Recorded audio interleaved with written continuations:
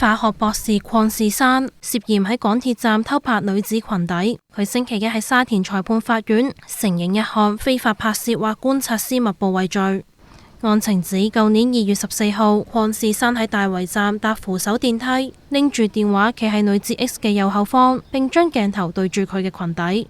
女子 X 發現異樣，擰轉頭質問佢係咪影緊。鄺士珊企圖離開現場，但俾人攔截。警方到場調查，喺佢嘅手機入面揾到大約10秒嘅涉案片段。女子 X 亦確定片中人係自己，而鄺士珊就喺警戒下聲稱唔知係咩情況下影低。